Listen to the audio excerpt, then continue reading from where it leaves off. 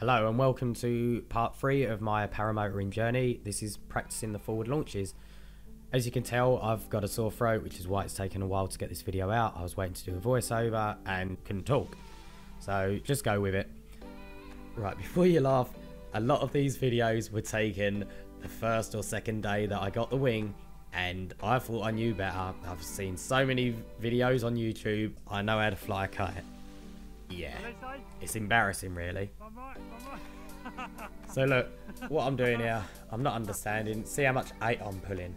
I'm pulling about a foot of weight.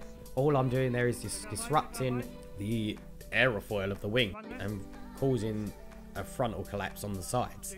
So over time, I'm understanding that, you know, forward launching isn't that easy. Keep going, you got it, go on, keep going. Now run forward, run forward.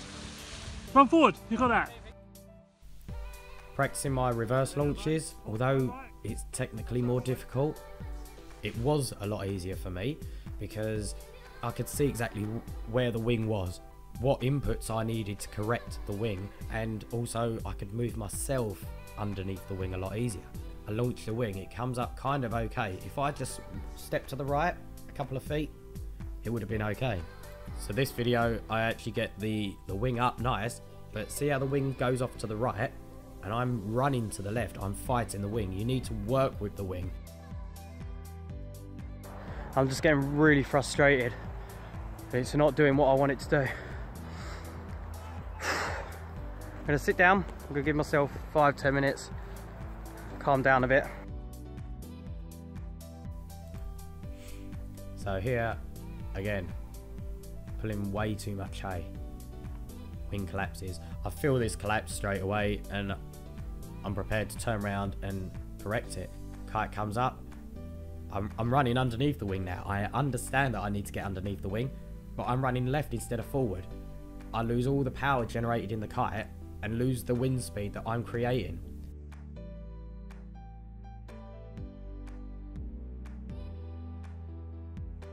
Again, the kite comes up. The wing goes right, I stepped right, keep running forward, forgot to run. Got a frontal, I understood that this was going to be a failed launch. Turn around, reset the wing. If you feel the wing's not where you want it to be, bail out. There's nothing wrong with bailing out. It just means that you understand that that was a failed launch. This one's a perfect example of remembering what you've actually taught yourself or been taught. So the wing comes up kind of okay, the wing dips left, I go left. Lovely, I get underneath the wing starts to go right. I revert back to my old ways. The wing's now turning right, I'm running left and pulling a fist load of brake on the left. This stalls the wing falls back behind me and just down. Okay, so I found out what I was doing wrong with my forward launches.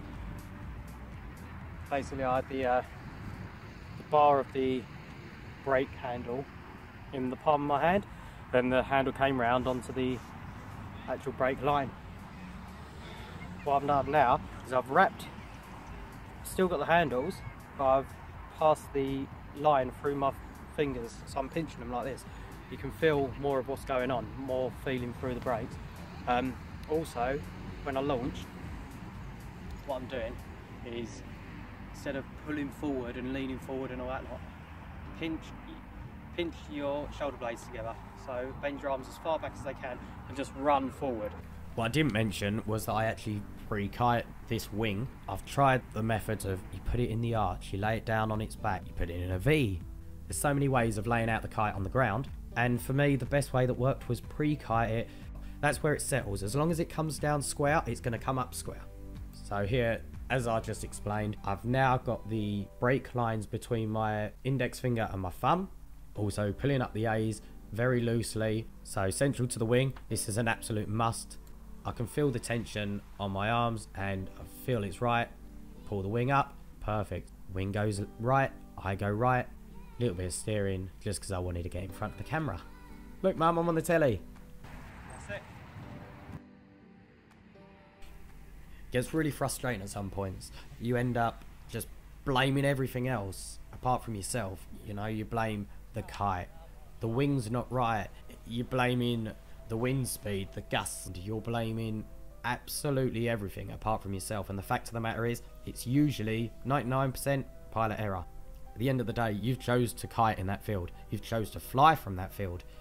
That field may have trees, obstacles, causing rotor, mechanical turbulence, and all this is down to you. If ever you're feeling frustrated or annoyed, just sit down for 5 minutes, you know, just take a step back. All you're going to do is get hot and bothered and end up exhausting yourself.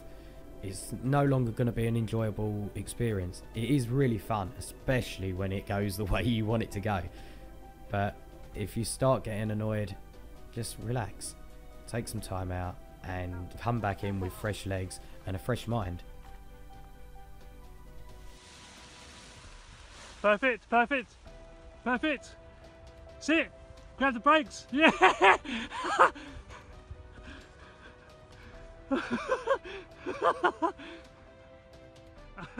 When you're actually launching and the kite comes above you successfully, it's so easy to understand where that wing is. Once it's perfectly above you and you're running, you can feel whether that wing's a foot off to the left or a foot off to the right. The tricky part is getting it up. So just like any day, there's a hill there, you've got to take advantage. It's just me messing around and getting a little bit of airtime. If you like the video, please give a thumbs up. Subscribe for part 4, which is going to be me power taxiing effectively with the motor on my back and the wing, and just getting used to the power of the motor and understanding what effects that has on the wing and how the wing's going to perform differently with the weight of the motor on my back as well. Feedback's good, whether it's good or bad.